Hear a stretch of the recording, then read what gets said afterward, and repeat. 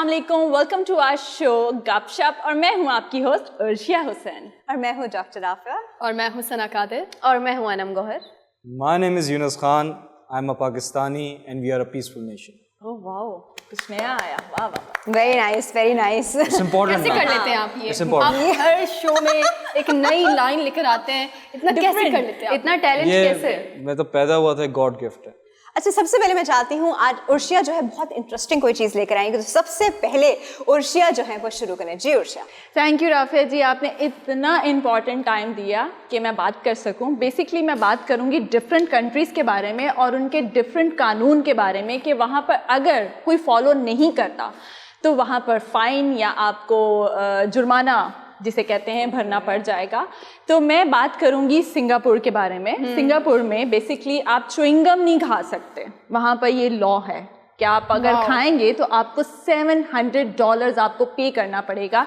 वहाँ पर ये सेल भी नहीं होती, इंपोर्ट भी नहीं होती और ये मैन्युफैक्चर भी नहीं होती। ये मेरे साथ हुआ है।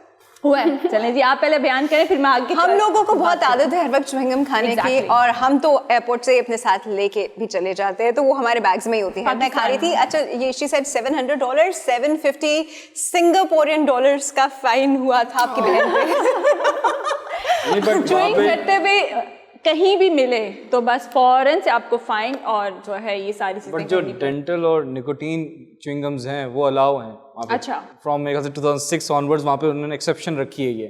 I really don't think so because मुझे उनके लॉज में ऐसा, जब उन्होंने मुझे अपने लॉज यूँ पढ़ाए तो मैं पढ़ के मतलब मुझे नहीं पता था च्युइंगम अलाउड है। से ये कानून पास हुआ है ये। लेकिन कोई वजह तो होगी, जाहिर सी बात है। सना, आई थिंक वहाँ का जो प्रॉपर चीज़, जब इनके ऊपर सर्च किया कि बबल जब हम लोग खाते हैं तो कुछ लोग शैतान होते हैं, वो बालों पे लगा देते हैं या किसी टेबल पे लगा दिया या किसी की सीट पे लगा दिया, किसी पैंट पे लग गया, तो ये काफ़ी चीज़ें मुझे लगा मैं अकेली हूँ जो ऐसा। अच्छा, वैसे सिंगापुर को वैसे भी कहते हैं it's a land of fines. वहाँ छोटी छोटी चीज़ों पे आपके ऊपर फाइन हो जाता है। आपका आपने रैपर नीचे गिर गया, आप कुछ खोल रहे थे, वहाँ पे आपने फेंक दिया, हर चीज़ पे अगर वो सर्विलेंस कैमरास में आ जाए और आप देखे जा चुके हो तो फिर आपका फाइन डेफिनेटली है। और अगर आप टूरिस्ट हो तो फिर आपको बहुत बहुत मुश्किलात से गुजरना पड़ता है। और वहाँ पे लोग जो है ना पब्लिक ट्रांसपोर्ट जो है वो बहुत इस्तेमाल करते हैं। उनकी public transport is one of the neatest and cleanest public transport in the world. Chewing gum की एक वजह ये भी है कि लोग कभी सीट के नीचे चिपका दें, इधर चिपका दें, उधर चिपका दें, तो इस वजह से च्युइंगम वहाँ पे इस्तेमाल करना कंप्लीटली बैन है। मैं कह रहा हूँ कि ये जो आप कह रही हो ना छोटी छोटी चीजें, ये इंसान को ऐसी जीना चाहिए। हमारे मुल्क में उल्टा होता है कि लोग कचरा फेंकते हैं, ये करते हैं, फाइन नहीं होता, but proper way of living एक इंसान के लिए वो यही है। सफाई निस्फ ईमान है हमारा। अच्छा, हमारे मुल्क में भी जब डिक्टेटरशिप लगी थी तो उस वक्त ऐसा ही था। तो च्युइंगम तो खाते, फिर भी च्युइंगम खाते थे, च्युइंगम खाते थे, लेकिन जिस तरह से मतलब आप अगर जा रहे हो तो आप इस तरह से रैपर वगैरह कुछ नहीं फेंक सकते। लेकिन मुझे लगता है कि अगर कोई कानून ना भी नाफिज हो तो भी हर किसी को अपने हिसाब से इंडिविजुअली हर चीज का ख्याल रखना चाहिए। कचरा गाड़ी से बाहर ना फेंकें, पानी फेंक देते हैं, लीकेज। और वैसे भी सफाई निस्फ ईमान है। बिल्कुल। ओके, मैं दूसरे कानून के बारे में गलत था क्या? मेरा वाला ईमान खराब था। जी बताएं। मैं दूसरे कानून के बारे में आप लोगों को कुछ बताती हुई चलूं। बेसिकली फ्रांस में आप कोई लव स्टोरी है, लेट्स सपोज कि आप लोगों का किसी के साथ बहुत अटैचमेंट है या बहुत प्यार है और उसकी डेथ हो गई है किसी भी इंसिडेंट की वजह से या वैसे नॉर्मली, तो आप अगर शादी करना चाहते थे उसके साथ और वो शादी नहीं हो पाई तो आप उसके साथ कर सकते हैं। ये वहाँ का कानून है। With a dead body. नहीं, मतलब डेड बॉडी के साथ अगर आप, वो एक पर्पस चेंज हो जाता है ना कि आपको डेड बॉडी के साथ करनी है तो आप कर सकते हो, दफना सकते हो, फिर उसके बाद जो डेड बॉडी के साथ कर सकते हैं। मतलब यू लव समवन और वो नहीं रहा तो भी आप उसके साथ शादी कर सकते हो। तो एक हाइपोथेटिकल थॉट हो गया। इंडिया में भी तो समथिंग कुछ ऐसा ही है कि वो सिंदूर लगाते हैं नहीं, वो अगर कोई मतलब ऐसे रिलेशनशिप है। वैसे मैंने सुना है लोग दरख्त से शादी करते हैं, लोग कुत्ते से शादी करते हैं, लोग डिफरेंट चीज़ों से शादी कर लेते हैं क्योंकि कुछ कुंडलियों के उनके मसाइल होते हैं। ऐसा तो हमने बहुत सुना है, लेकिन डेड बॉडी से शादी इंडिया में तो लोग शादियां कर रहे होते हैं डॉगी से। मतलब फॉर एग्जाम्पल मंगलिक होता है, तो वो उसको एक या तो किसी डॉगी से शादी करनी होती है या किसी दरख्त से शादी और करनी होती है। गाय से भी करनी होती है। यूनस मेंटली तौर पे लोग वहाँ के सिख होते हैं या यहाँ पर भी सिख होते हैं कि उनको जो है शादी करनी है और उनका प्यार अमर हो जाएगा, ऐसा कुछ सॉर्ट ऑफ उनका माइंड वेरी होता डीप। है। अच्छा, आपकी इसी इंटेंस लाइन से मुझे भी एक बात याद आई। मैंने पिछले दिनों बड़ी एक मज़ेदार सी रिसर्च देखी थी कि बाहर के ममालिक में अगर आप किसी से प्यार करते हो और अगर वो नहीं रहे इस दुनिया में, चले गए हैं, तो आप उनका एक डमी पतला सा बना के और उसमें आप वर्चुअल तरीके से आपकी आंखों के आगे गैजेट लगता है और you can feel that person, वो and you can even talk. Yes, you can even talk, और आपको ऐसा लगेगा कि वो बंदा आपके सामने एग्जिस्ट करता है, मौजूद है, लेकिन वो सब वर्चुअल एक, लेकिन डेस्परेशन की इंतहा। नहीं, इस पे पता है, इस पे बाकायदा पूरा एक सॉफ्टवेयर बना Exactly, था, yeah. और पूरा इंसान उसकी पर्सनालिटी, उसके सोशल मीडियाज को लेके एक पर्सनालिटी उसकी बनाई गई थी, और वो आप उससे क्वेश्चन आंसर्स कर सकते थे, लेकिन वो अप्रूव नहीं हुआ। जैसे चाइना में भी रिसेंटली जो है वो एक मदर ने जो है वो अपनी 4 साल की बेटी जो है उससे बात की बाकायदा से, और वो इतना रोने लग गई कि फिर उसे जो है सना, वो आप डेथ की बात करेंगे, डेथ होने के बाद? जी डेथ होने के बाद उन्होंने जो है वो चाइना के अंदर एक ऐसा सॉफ्टवेयर बनाया है कि आप आजकल तो बहुत सारे अलग अलग ऐप्स आ गए हैं जिसमें हम अगर कोई तस्वीर डालते हैं तो वो हरकत करने लग जाती है। इसी तरह से जो है वो चाइना ने भी ऐसे ही इसी तरह से चाइना ने भी जो है वो एक इस तरह का पूरा सॉफ्टवेयर बनाया है कि अगर आपका जो है वो किसी भी इंसान की जो है वो इंतकाल हो गया अगर, तो उसके बाद आप उसकी कुछ जो है वो पिक्चर्स लेकर उसे पूरा एडिट करके आप जो एक ग्लासेस की तरह पूरा लगाएंगे और वो इंसान आपसे बात करेगा। मैं एक छोटी सी एक बात ऐड करना चाहूँगी। मेरी भांजी ने बिल्कुल आपने जो पिक्चर वाली बात की, मुझे इस बात से कुछ कनेक्ट हुआ कि उसने वाकई में मेरे बाबा की पिक्चर को लेकर और उससे बातें करने वाली कुछ उसने एडिट किया। तो मेरी मम्मा लिटरली, जब हम लोगों ने देखा तो मेरी मम्मा लिटरली रोने लग गई थी कि मतलब इतने सालों के बाद उन्होंने देखा पिक्चर को और वो बातें कर रही हैं, और हम लोग भी कॉन्स्पिरेसी थ्योरी है कि जैसे फॉर एग्जांपल आपने बहुत सारी ऐप देखी होंगी, फेस ऐप्स, जिसमें आप अक्सर बुढ़े हो रहे हैं, 30 साल बाद कैसे होंगे, 20 साल यंग हो गए तो कैसे होंगे, तो ये सारा डाटा कलेक्ट हो रहा है आपका ऑब्वियसली। एट टाइम्स वो आप कहते हैं कि कोई भी आप वीडियो देखें अगर कोई भी सोशल मीडिया टेलीविजन पे, तो उस पर यकीन मत कीजिएगा, बिकॉज मेरी वॉइस के साथ कुछ भी बात बुलवा सकते हैं। वो मैं अमेरिकन प्रेसिडेंट से कोई गलत बात करवा सकता हूँ, न्यूक्लियर अटैक करवा सकता हूँ कि हम अटैक कर रहे हैं रशिया पे, ऐसी चीजें। लेकिन हम मानेंगे नहीं, यूनुस कैसे करा सकता है? मैं बता रहा हूँ, अगर अमेरिकन प्रेसिडेंट भी आके कुछ ऐसी बात बोले तो आपको उस पर भी डाउट करना चाहिए, बिकॉज इट्स नॉट नेसेसरी कि इट कैन बी 100% ट्रू। अभी ऐसा एक सॉफ्टवेयर मैंने कुछ अर्से पहले डाला था, because when my mother expired, तो उसके बाद मैंने एक सॉफ्टवेयर डाला था, उसमें you know my mother can move her neck and stuff, और वही बात हुई जब मैं वो डाल के उसके बाद मैंने खुद ही उसको देख के रोना शुरू कर दिया, आई डिलीटेड इट बिकॉज मुझे अजीब लगा कि this is more like insulting. इतने सालों के बाद वो पिक्चर सामने खड़ी हो जाए और वो आपसे बातें करे, They are in a better place, जिनकी डेथ हो चुकी है, बिल्कुल हकीकत बात है, they are in better place, और बस दुआ करें, उनको दुआ की जरूरत है और किसी चीज की जरूरत है, और हमें ब्रेक की जरूरत है और किसी चीज की जरूरत नहीं। एक छोटी सी ब्रेक है, we'll be right back.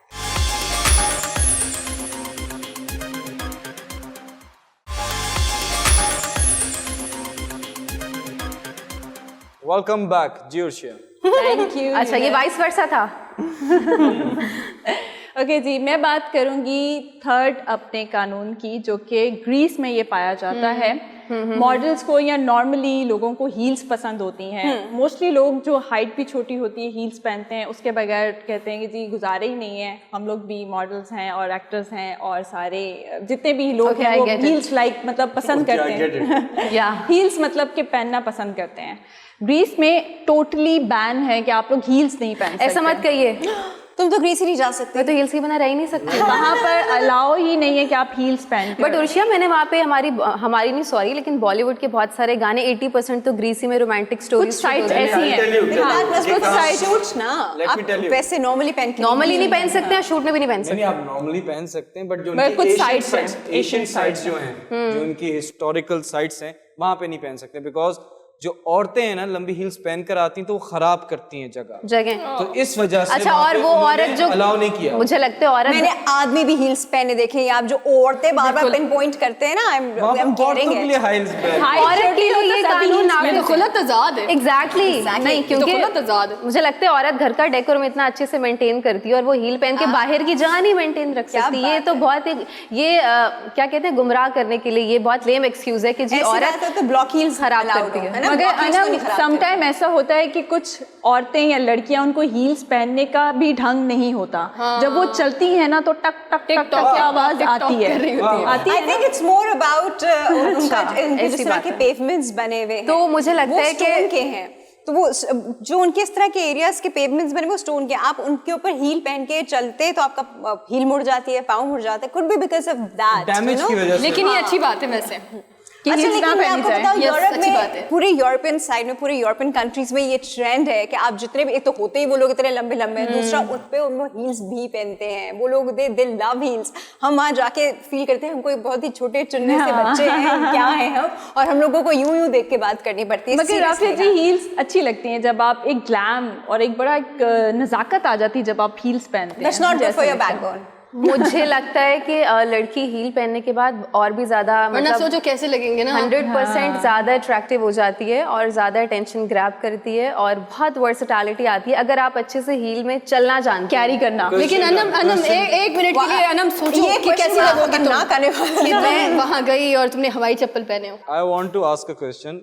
कि आपने बोला कि सिर्फ हील्स पहनने से लड़की अट्रैक्ट, सिर्फ मैंने नहीं यूज किया, आप मैं पीछे शो कीजिएगा यूट्यूब पे रिवाइंड, मैंने सिर्फ वर्ड नहीं यूज अच्छा, किया, ठीक मैंने है। कहा पहन के और भी ज्यादा अट्रैक्टिव चलें जी, लगती और है। इफ भी यू कैन पहन कैरी कर- इट, अनम लगती है ना बहुत ज्यादा पहनकर प्यारी। और भी ज्यादा खूबसूरत लगती है। ठीक है, अगर आपको पहनने का तरीका है तो ये भी अच्छा, बड़ा मुझे एक बात अहम जुज बताएं, है। जो हाई हील्स होती हैं, जैसे for example this is the surface और ये आपने हील पहनी है और आपका पाँव यूं होता है, Exactly. I've seen, तो इतना अपने आप पे जुल्म इसीलिए करना, मैंने दर्द कहा अच्छी बर्दाश्त- बात है। Let me finish.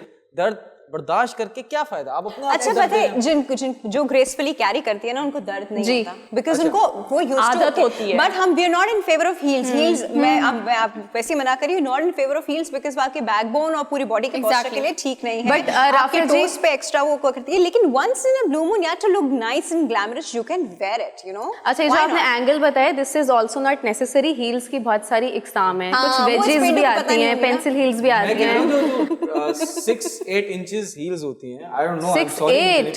पता नहीं कितनी जो होती है, पेंसिल टाइप की हील्स। अच्छा, usually एशिया- बिल्कुल पाँव यूं होता है। You mean pencil pen heel, वो 6 इंचेस आई की डोंट होती नो, है। मैंने कभी पहनी नहीं ना। मेरे को एशिया ख्वाहिश की है। खवातीन की जो हाइट है, कद ऑलरेडी माशाल्लाह माशाल्लाह वी आर सो ब्लेस्ड। एक तो खूबसूरत स्किन टोन, खूबसूरत टेक्सचर, खूबसूरत कॉम्प्लेक्शन और लंबी हाइट होती है, तो South हमें Asia हील का। की, मैं अपने एशियन की बात कर रही हूँ कि अगर हम वहाँ पे जाएं तो हम हील के बगैर भी सर्वाइव कर सकते हैं और हमें किसी भी कंट्री के लॉ को रिस्पेक्ट करना चाहिए। ये तो हम अपनी बातें कर रहे हैं, गर्ली गॉसिप, फोर्थ लॉ लाओ भाई, हील्स की लॉ से निकलो बाहर। आखिरी कानून डेनमार्क में आप घर में किसी के घर में भी कोई बेबी पैदा होता है तो मक्खन देते हैं। वहाँ पे आप खुद से नाम नहीं रख सकते। कोई भी फैमिली आप खुद से नाम नहीं रख सकते। 7,000 जो है वहाँ पर सिलेक्टिव अप्रूव्ड जो है वो बेसिकली नाम है, वही आप रख सकते हैं। ये गवर्नमेंट का कानून है। अच्छा, एक मिनट, अगर 7,000 पॉपुलेशन कंप्लीट होगी देन नए नाम आएंगे? नो बेबी उसी को कंटिन्यू करेंगे वही ना। नाम आपके, एक जिस तरह list- हमारे यहाँ पे एक सारा होती है तो इतनी सारी साराज हो जाती हैं। वो- Exactly. नहीं, जैसा- इनका ऐसा रीजन होता ये है। है कि कोई पेरेंट्स अपने बच्चे को ऑड नाम या अजीब सा नाम ना odd, awkward दे। नाम दैट इज द नहीं दे रीजन सकता। 7,000 अप्रूव्ड नेम्स हैं। जैसे नॉर्थ कोरिया में है कि आप अपने बाल जो हैं 4 या 5 हेयर स्टाइल हैं फॉर मेन। हाँ, यू कांट डू, मतलब स्पाइक्स नहीं कर सकते, वो तो कुछ आर्मी कट ऐसा टाइप का कुछ होता है, तो 4 से 5 यहाँ पे तो जीरो रेजर होता है, यहाँ पे समथिंग लाइक one। दैट, यहाँ से शेप्ड होती तो क्या वो नाम इतने फैंसी होते हैं, लाइक वेरोनिका, डियारा, के बस इतने खूबसूरत नाम रखने, खुद से कोई टिपिकल नाम ना रख दें? वो क्या है, मतलब उनका क्राइटेरिया इतना हाई है, उनका मैं स्टैंडर्ड? इस पे बात आप कुछ करूंगी। हट के नाम नहीं रख वहाँ सकते, पे जो नाम सबसे चल रहे हैं अच्छी आप उन्हीं बात ये है नाम कि रखें। कोई मतलब अपने चंपक नहीं रख Selective है सकते ना। वहाँ पे सुने, रामू काका नहीं रख सकते। वहाँ पे सबसे अच्छी बात ये है कि आप समुंदर खान नाम नहीं रख सकते। मतलब कि चिंटू, बिंटू, चंपक। कुछ भी, हाँ कुछ भी अच्छा, नाम नहीं रख निकनेम में सकते। तो फिर आप कुछ भी रख सकते हैं, लेकिन बबलू, शबलू। वो जो ऑफिशियल उनका नेम होगा वो एक ऑफिशियल क्राइटेरिया। नेम यहाँ पे जलजला खान भी मैंने सुना। मैंने भी सुना है। जलजला खान। Oh my God. शुद्ध खान भी है हमारे पास। Anyway ji, apart from those laws, next बात जो है probably सना जो मैं है करना कुछ है। चाहूंगी। अच्छा, क्या बात है भाई। अच्छा, आप ही के उर्षा टॉपिक से मिलता जुलता आज बड़ा मेरा सादा सा टॉपिक है। मैं ये कहना चाहती हूँ कि जैसे जैसे हम आगे बढ़ रहे हैं, दुनिया तरक्की कर रही है, नई नई इन्वेंशंस आ रही हैं, बहुत अच्छी बात है। ज़रूरत ज़िंदगी की अशिया तो हमें मिलती जा रही है, लेकिन ये जो नई तजावीज़ हो रही हैं दिन ब दिन, ये क्या हमारी ज़िंदगी में मुश्किलात पैदा कर रही हैं या हमें आसाइश दे रही हैं? जैसे कि पहले हम रेडियो पे थे, अब रेडियो का रवाज चला गया, अब हम क्या सुनते हैं फ़ोन पे, यूट्यूब पे, या पहले टीवी था, अब LED आ गया, अखबार पढ़ते थे, अब हम डिजिटल पर आ चुके हैं। तो ये चीज़ें हमारी लाइफ में एक तरह से देखें, जैसे एक बात है कि कहा जाता है कि कम पैसा हो तो सुकून होता है, लेकिन लोग कहते हैं कि नहीं, ज़्यादा पैसा होगा तो लाइफस्टाइल हमारा अच्छा होगा, हम अपनी चीज़ें ले सकते हैं, हम अपने रहने की वो सारी चीज़ें जिससे हमारी लाइफ आसान हो सकती है, हम वो बाय कर सकते हैं। तो मुझे ये लगता है कि ज़्यादा पैसा होना या कम पैसा होने से आपकी ज़िंदगी पे कोई फ़र्क नहीं पड़ता है। बात होती है सारी माइंडसेट्स की। क्या आपने कम पैसे में रहने वाले लोग नहीं देखे? वो कितने खुश रहते हैं और वो कभी गिला शिकवा भी नहीं करते। मैं कभी कभी जब मुझे वक्त मिलता है तो मैं ज़रूर जाती हूँ ऐसे एरियाज़ में जहाँ पे बिल्कुल छोटे छोटे घर के लोग रहते हैं, जिनके पास अच्छा खाने पीने को नहीं, लेकिन जो भी है वो उसमें शुक्र अल्हम्दुलिल्लाह अदा करते हैं। तो मैं बहुत इंस्पायर होती हूँ ऐसे लोगों से कि इनका ये जो है, ये जो इनकी सोच है, हमें इनके साथ एक दिन गुजारना चाहिए और इनके साथ अच्छी चीज़ें, मैं कहती हूँ कि कहीं से भी मिलें, आपको शर्म नहीं करनी चाहिए अडॉप्ट करने में। खुशी इज आपका level of satisfaction is your खुशी। एग्जैक्टली। अच्छा, मैं I want to ask one question आप चारों से, कि आपकी नज़र में, मैं एक एक करके पूछना चाहती हूँ कि सक्सेस का डेफिनेशन क्या है? यूनिस, आपकी नज़र में व्हाट इज सक्सेस? सवाल आया। Oh my God. सक्सेस और failure doesn't matter. No. If you are अच्छा, आपने पूछा तो जवाब ले लें। आप आपने डेफिनेशन पूछी तो I am sorry, I failed in this exam. Okay, carry on. I believe success और फेलियर डजंट मैटर। ठीक है, if you are grateful to the things you have, you will feel successful. बहुत अच्छी बात है, बहुत अच्छी बात है और बहुत गहरी बात है और बहुत ऑथेंटिक आपने, मुझे लगता है, सक्सेस की डेफिनेशन 100 on 100। अच्छा, यहाँ पर मैं भी एक बात जो है वो ऐड करना चाहूँगी। वो बात ये है कि आपने कहा कि सक्सेस की डेफिनेशन क्या है। मुझे यूनुस की बहुत अच्छी बात लगी, उन्होंने कहा कि आपके पास जो भी है और जैसा भी है और जो आपने पाया है वो सक्सेस है। और मेरा जो पॉइंट है वो ये है कि हम अपनी लाइफ में जब कुछ करने जाते हैं उस वक्त हम हमेशा दो प्लान्स रखते हैं। तो पहले एक होता है, नहीं प्लान्स, अच्छा, एक होता है plan number A and B। मेरे ख्याल से जब आप प्लान B सोच लेते हैं वो आपकी हार है, क्योंकि आपने जो प्लान A सोचा है वही आपकी सक्सेस है। यस। अच्छा, I have slightly different point of view. देखें, हर इंसान की खुशी के लेवल, उसकी हैप्पीनेस के लेवल पे डिपेंड करता है कि वो सक्सेसफुल है कि नहीं है। हम लोगों ने मटेरियल चीज़ों को वो किया हुआ है, देखो उसके पास ये घर है, ये गाड़ी है, ये कंपैरिजन। हाँ, तो ये this is not success, this is actually not success. वो इंसान अपने अंदर कितना सेटिस्फाइड है, वो कितनी सुकून की नींद सोता है, दैट शोज के वो इंसान सक्सेसफुल है।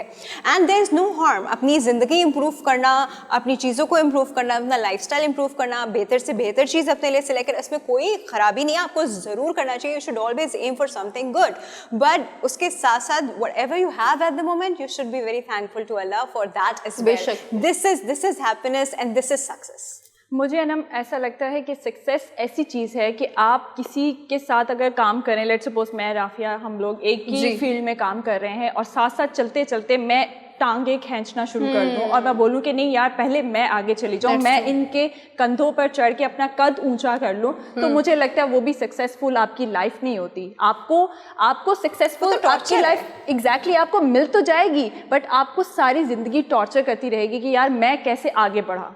तो अच्छा उर्शिया, मुझे लगता है कि नंबर 1 चीज़ के जितना भी आपके पास है ना, always be thankful to Allah whatever you have, भले वो कम तादाद में।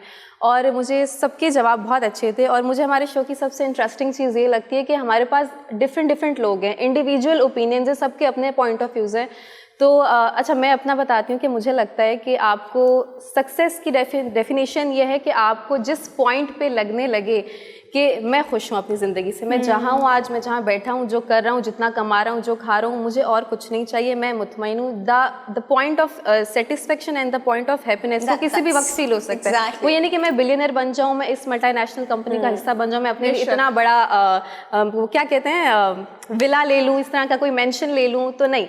आप छोटे से घर में रह के भी खुश और मुतमईन हो सकते हो। मेरी नज़र में सक्सेस का डेफिनेशन यही है कि जहाँ आपको अंदर से आवाज़ है कि हाँ मैं यहाँ पे आज अच्छा फील कर रहा हूँ। अच्छा, तुम्हारी इस बात से ना मुझे बानो कुत्सिया साहिबा जो हमारी बड़ी फेमस है, लोग बड़ा पसंद भी करते हैं, उनकी बात याद आई जो मैंने भी रिसेंटली, जब भी मुझे कोई उनकी अच्छी बात नजर आती है तो मैं उसको स्क्रीनशॉट करके रख लेती हूँ, तो I would like to actually share it.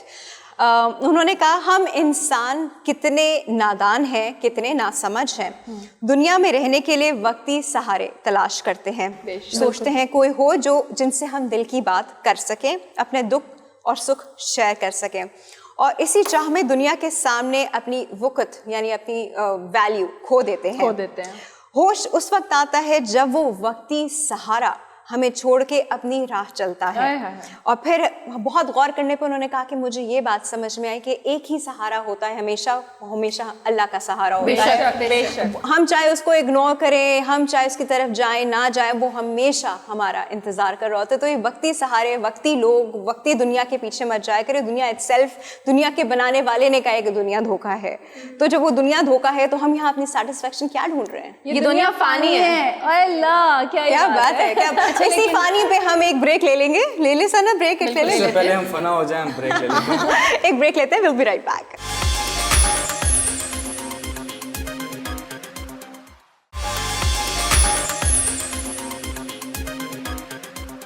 Welcome back.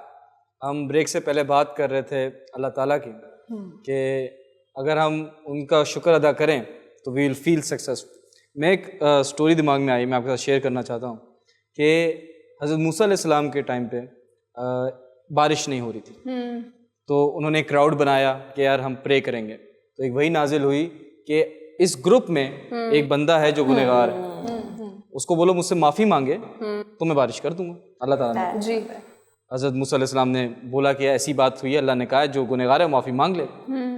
वो कोई बहुत बड़ा क्राउड था, उसने बिल्कुल चुपचाप दिल में माफ़ी मांगी, अल्लाह ने माफ़ कर दिया। तो वो वाली बात है कि अल्लाह चाहता कि बोलता कि ये इसको निकालो तब मैं बारिश करूँगा। वो में एक ऐसी एक ऑब्जर्वेशन है कि अल्लाह हमें पनिश क्यों करेगा, उनको क्या मिलेगा पनिश करके। माफ़ी मांगने से एक होता है कि अगर मैं आपको नाराज़ करूँ, आपको गुस्सा दिलाऊं और मैं आपसे माफ़ी कर लूँ तो शायद आपके दिल में मेरे लिए इज्जत और बढ़ जाए। एक मैं पढ़ रहा था कि माफ़ी मांगने, अगर आप कोई भी छोटा गुनाह या बड़ा गुनाह करते हैं, आप अल्लाह से माफ़ी मांगते हो, सच्चे दिल से मांगते हैं, तो एक टाइम आता है शैतान भी थक जाता है कि इस अभी गुनाह करेगा फिर माफ़ी मांग लेगा, फ़ायदा क्या, इसको छोड़ो, ये आउट हो गया, नेक्स्ट टारगेट ढूंढो। तो ऑलवेज अगर आपसे कोई छोटी मिस्टेक हो जाती है, और अल्लाह ताला ये भी कहते हैं कि अगर आप किसी इंसान को नाराज़ करते हो तो मैं आपको तब तक माफ़ नहीं करूँगा जब तक वो इंसान आपको माफ़ करे। बिल्कुल ऐसा ही तो हमेशा कोशिश कीजिए कि अगर आप किसी का दिल दुखाते हैं, बिल्कुल छोटा सा, अगर आप किसी ऊंची आवाज़ में बात करते हैं उससे माफ़ी मांगो। जी बिल्कुल। वो माफ़ करे ना करे, वो उसका अल्लाह से अपना रिलेशन है। फॉर यू आपका जो एक कॉन्शियस है वो क्लियर है। लेकिन इस पे ये बात भी की जाती है कि आप दूसरों को ऐसे माफ करो जैसे कयामत वाले दिन आपको अल्लाह से उम्मीद है कि वो आपको माफ कर देगा। सुनो, जब आप इतनी बड़ी उम्मीद अल्लाह से लगा के बैठे, आप दुनिया में लोगों को माफ करोगे तो फिर अल्लाह आपका यार जो देखे आपको माफ करेगा ना। एक और हमेशा डाउन टू अर्थ रहना मुझे एक स्टोरी याद है, अल्लाह कमी पेशी माफ करे, कि क़यामत के दिन अल्लाह ताला जब सबसे पूछेंगे तो उसमें से कोई एक इंसान, दो तीन कुछ लोग होंगे जिनको अल्लाह ताला बिल्कुल पास बुला लेंगे। अल्लाह ताला उनसे पूछेगा उस इंसान से, तुमने ये किया? वो कहेगा जी। तुमने ये किया? जी मैंने किया। तुमने ये किया? जी मैंने ये गुनाह किया। ठीक है, तुम माफ़ कर दिया, तुम्हें जाओ। वो लोग होंगे जो लोगों को माफ़ कर देते थे, और वो लोग होंगे जो अपने गुनाह दूसरों को नहीं बताते थे। जो सबसे बड़ी मिस्टेक हम आज के ज़माने में करते हैं कि अगर मुझसे कोई मिस्टेक होती है, गुनाह होता है, तो मैं उसको प्राउडली बताता हूँ अपने दोस्तों में कि ये मैंने किया, और दोस्त भी आगे से you know what I am trying to say. तो अपने गुनाह, आपका और अल्लाह का रिलेशन है, मेक श्योर ये वहीं तक रहे। अपने गुनाह या सवाब, अब अगर आप सवाब की क्या नियत है बताने की वो अलग बात है, लेकिन अगर आप अपने गुनाह शेयर करते हैं तो क़यामत के दिन आपसे पूछा जाएगा ये आपने किया सबके सामने, तब उससे फिर सवाल होगा, काउंटर क्वेश्चन होगा, क्यों किया, अब बताओ। वहां पे पूरे क्राउड के सामने आपकी क्या इज्जत रहेगी? यूनस, मुझे ऐसा लगता है कि जैसे हम किसी से बातें शेयर करते हैं ना, वो तो पहले हंसता है या सुन लेता है पूरी बात, फिर उसके बाद पूरी बात वो ट्रॉल होती है। उसके बाद वो मतलब आप तो अपने आप को दिल हल्का कर लेते हैं कि हाँ हमने बात की है तो हमें कोई ना कोई अच्छी एडवाइस। मुझे ऐसा लगता है कोई अच्छी एडवाइस भी बहुत मुश्किल से ही देता है। अगर हम इस फील्ड की बात कर लें, क्योंकि यहाँ पे अगर कोई छोटा सा स्कैंडल, छोटी सी फील्ड है हमारी मीडिया इंडस्ट्री, अगर कोई छोटा सा भी स्कैंडल होता है तो यूं घूम जाता है। बिल्कुल ऐसा ही। और कहीं ना कहीं उस बात में र्यूमर नहीं होता, कहीं ऑथेंटिसिटी भी होती है। तो ये हर जगह है, नॉट इन दिस फील्ड, हर जगह कोई डॉक्टर, कोई हॉस्पिटल, कहीं भी ऐसा, कोई स्कूल्स में अगर कोई स्कैंडल होता है रिगार्डिंग कोई भी गुनाह होता है वहाँ पे, तो फैल जाता है। यूनस, लेकिन आप बोलो। अच्छा यूनस, सबसे बड़ी बात ये जो मुझे लगता है, आपने कहा ना कि हम बता रहे होते हैं, मैंने ज़्यादातर लोगों को ये नोट किया है कि लोग गुनाह तो कर रहे होते हैं और बड़ा कूल दिखाने की कोशिश कर रहे होते हैं। जैसे अगर कोई हस्बैंड है तो वो अपनी वाइफ से झूठ बोलता है और वो उसे चीट भी कर रहा होता है, तो वो अपने दोस्तों में जाकर वो चीज़ दोबारा से काफ़ी कूल तरीके से बताता है कि मैंने देखो अपनी बीवी को चीट किया। इसी तरह बीवी भी बता रही होती है। बताने के उसमें ये दो चीजें होनी चाहिए कि you are feeling proud of your गुनाह, और या आप एक गिल्टी फीलिंग के उसमें बता रहे हो, शर्मिंदा ही नहीं है, शर्मिंदा हो, आप अपना दिल हल्का करके रोने के उसमें बता रहे हो, या you are feeling proud of your गुनाह और आप लोगों में अनाउंस कर रहे हो कि यार मैंने ये कर दिया। राफी जी, आपने कहा कि अल्लाह से बड़ा कोई सहारा नहीं। बेशक। तो किसी इंसान की सहारे की जरूरत ही नहीं। अगर आपने इतना शेयर भी करना है गुनाह, तो अल्लाह के सामने करें। बिल्कुल, मैं नमाज पढ़ते हुए या झुक के दुआ मांगे, सच्चे दिल से मांगे। तो कोई इंसान being very honest at times, क्योंकि लोग कहते हैं, maybe I am wrong, कि क़यामत के दिन में माँ अपने बच्चों को फेंक के जाएगी। हाँ, बिल्कुल ऐसा है, ऐसा ही है। ऐसा नमाज पढ़ने से कोई वो चीज नहीं है। आपका अपना जो रिलेशन अल्लाह से है उस पर अगर थोड़ा सा मजबूत होना चाहिए, फोकस लगा ले। एक एनर्जीज की गेम है। एट टाइम्स अगर आपके साथ ऐसा हुआ हो, आपने ऑब्जर्व किया हो कि कभी आपके दिल में कोई बहुत आप डिसहार्ट हुए हैं, आप उदास हैं, लेकिन आप बैठे हैं अल्लाह से बात करने के लिए और कनेक्शन बिल्कुल लगा और आपको फील हो गया बात पहुंच गई है। बिल्कुल ऐसा है। तो वो एनर्जी बनाने के लिए आपको 10 मिनट, 15 मिनट, 20 मिनट, आधा घंटा, 1 घंटा अगर आप बैठें, नमाज पढ़ें ना पढ़ें, वो आपका और अल्लाह का मामला, मेरा नहीं है। आप अल्लाह से बात करें।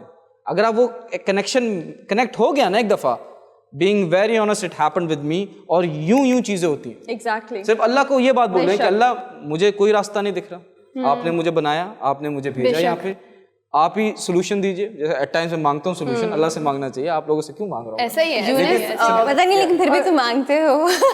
अगर हम अच्छा, आई एम सॉरी, इसी बात पे जो मैं आपकी एक बात अभी आपने कही कि आप सिर्फ अल्लाह से मांगे, इसमें मैं देख रही थी कि आप चाहे ना भी बताएं अल्लाह को, यू नो, आप सिर्फ उसके सामने बैठ के रोना चुप, ही अंडरस्टैंड्स, ही नोज। आप सिर्फ उससे सिर्फ ये कहे कि मुझे रास्ता दिखा दो, या मुझे समझा दो, या मेरा दिल माइल कर दो, या मुझे सब्र दे दो।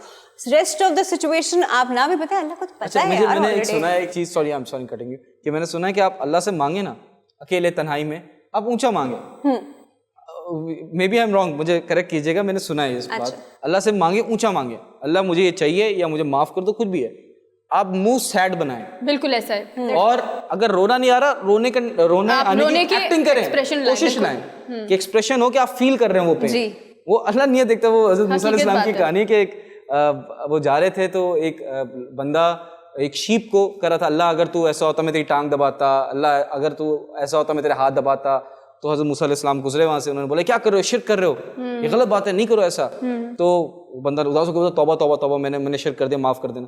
फिर हज़रत मूसा अलैहिस्सलाम अल्लाह ताला से बात की, उन्होंने बोला तुमने क्यों उसको मना किया, मुझे तो अच्छा लग रहा था। So it's a cute moment कि अल्लाह, हमें नहीं पता कि हमारी कौन सी चीज़ अल्लाह ऊपर बैठ के कह रहा होगा क्यूट बॉय, क्यूट गर्ल। देखिए हम इंसान, मुझे लगता है कि हम इंसान इस काबिल ही नहीं है कि किसी भी इंसान का रिश्ता अल्लाह पाक से क्या है वो जज करें। बिल्कुल ऐसा ही। और हम जिस इंडस्ट्री से, हम क्यों जज करेंगे?